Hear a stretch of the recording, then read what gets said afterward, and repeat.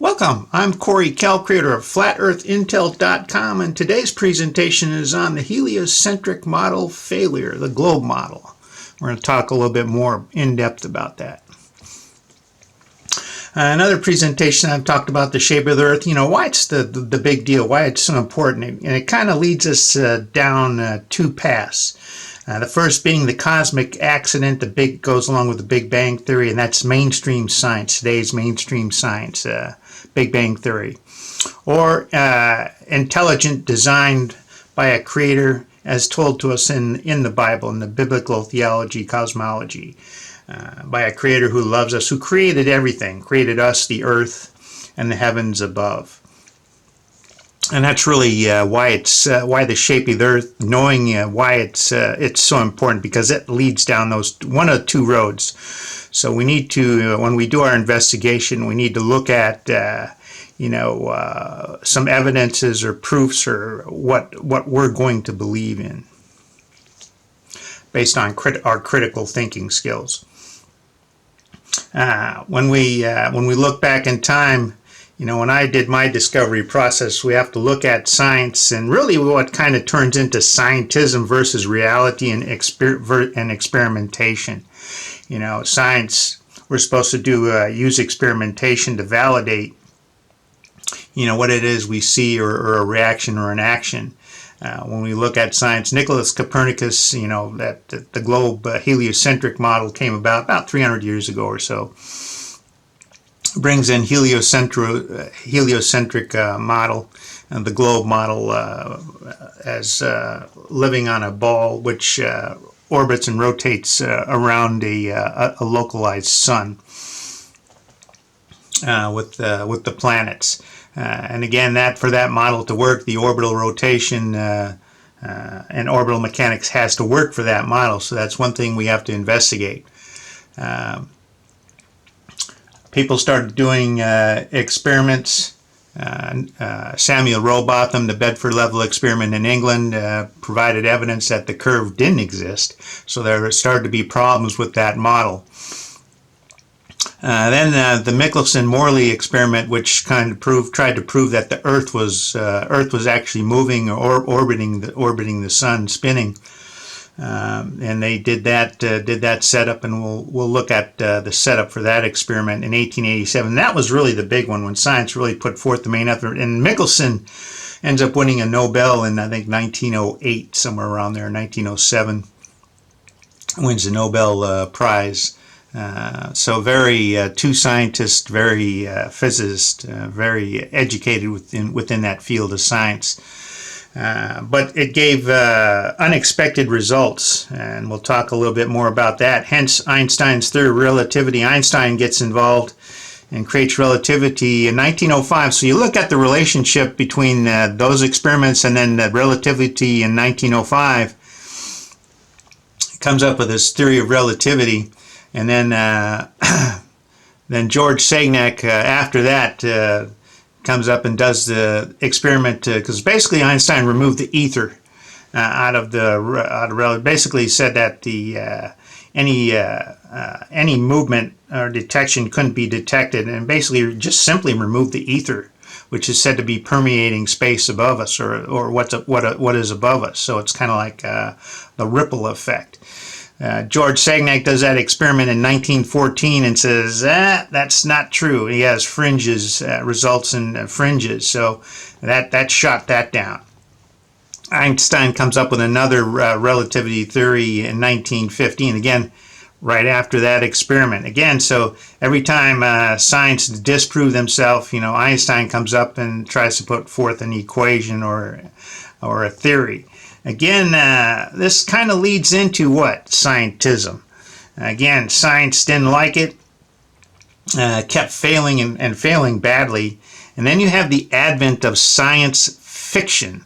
So again, fiction and scientism kind of relate, and that's where science fiction is born, and right around 1926. Very significant, because you look at the dates, 1926, so right after all these experiments. So it's kind of not really the battle of science, but when science was trying to have proofs about the Earth and kept failing. So then finally it's like, well, you know what? Let's add in a little fiction to it. Help sell that model, and that's what they did. This is the Michelson-Morley experiment, 1887. It's basically an interferometer. They were shooting light beams and checking out their transmitted out directionally at different directions, and then they would be timed. The difference would be measured, and that difference, if the Earth was actually moving, that would show up in the difference, but the result was null, or no effect. No movement of the Earth was detected. It's a huge problem, and that's why Einstein came up and said, well, we'll just remove the ether. And again, for the heliocentric model, you have that orbiting Earth around the sun, and then that Earth rotating counterclockwise. That's a lot of movement, a lot of space, a lot of distance, a lot of speed. So they had to prove that model. And I think from the very beginning, I think they knew there were issues with that model, especially Copernicus. I think he knew with the position of the sun in the sky and movement, there were going to be some issues, or there were existing issues. And again, with the science, the mainstream science model, we're basically insignificant. You're a speck in an ever expanding universe in a galaxy, that is said to be moving 150 to 200,000 light years in diameter, between 100 and 400 billion stars. So these huge expanses in this model, again, needing a lot of space distance, for that model. And here Einstein gives an admitted failure, while he was thinking about that Michelson-Morley as he was a student.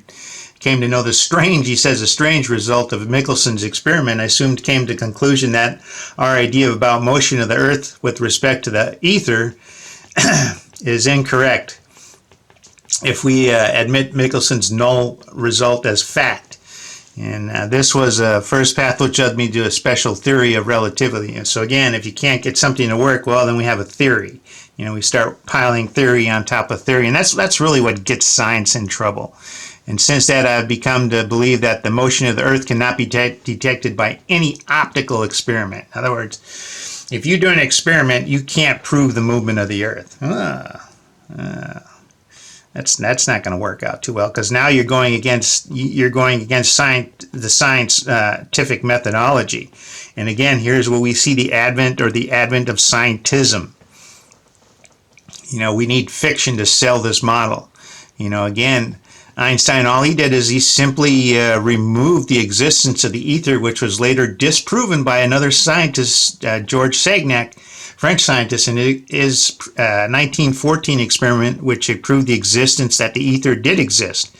And he had those fringes. It's basically kind of the same setup, but he was checking for the ether, the fringes.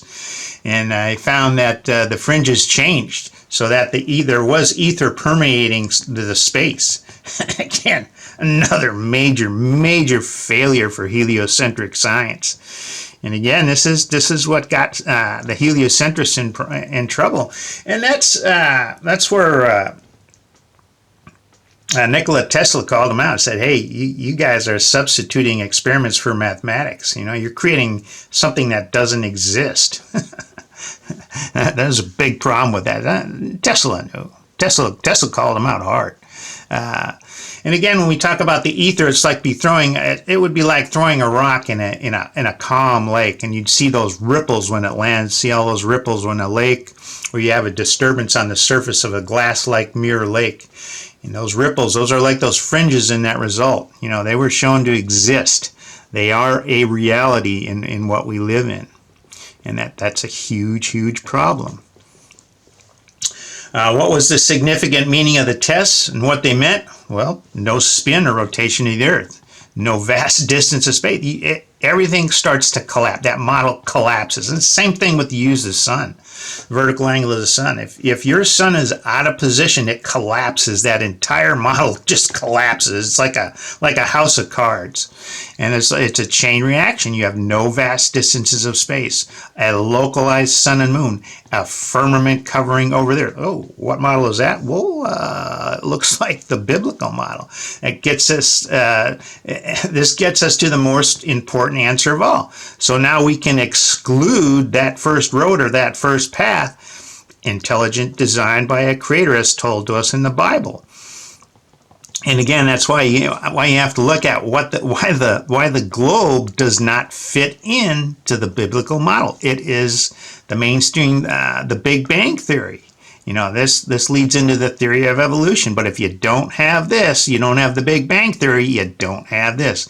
Everything collapses, and it collapses hard. And again, this is the wrong model. This model doesn't fit. This is the mainstream science model. There's no motion of the Earth. And that's a problem. And again, the orbital mechanics for that model just fail. What works for that model? What works for the biblical cosmology? It's told to us in Genesis. It lays it out. This is what a creator would design, something that the creator can monitor, watch the civilization grow and learn, see their successes and their failures. Again, everything can be monitored by a creator above who sits at the circle of the earth. Circle meaning a flat, disc-like sphere, flat earth, not sphere, but a disc-like dinner plate, not sphere. And a sphere, you can't see the other side. I had somebody say, well, they'd have cell phones and everything. No, God isn't going to work through man's technology. And God wants to see everything above, everything below, that creation that God created. Very simplistic. And the orbital mechanics work for that model. And this is why there are accountability issues with the heliocentric globe model. It turns into scientism. And scientism and science fiction thrive in today's society. It absolutely does. And again, that firmament, that like the Milky Way, that great rift in the dome, such beauty and splendor, that night sky provides an ambience of beauty for us to gaze and wonder into the lighted heavens. What is created. And again, what Copernicus, what failed, the directional azimuths of the sun and the earth work, but the vertical angle again fails, which leads into complete orbital mechanical failure. Sun's out of position, you're not rotating, there's no movement. Again, that model goes into complete collapse. And again, here we can look at why vertical angle is so devastating. It decimates the heliocentric model. And again, it's just out of tolerance. All the out of tolerance from the summer sun season from May all the way through August. Out of tolerance. That sun to earth position is not in the correct location. And what you're left with is a flat earth model which completely works. You have a localized sun and moon, an electrostatic system, the firmament above. You can have a canal system on both sides which give you the tides and the flow of water within the system. Very easy to do, if you're intelligently designing it. Again, it just works. This concludes this presentation on why the heliocentric model, the globe model, fails. I'm Corey Kell, creator of FlatEarthIntel.com. Thanks for watching.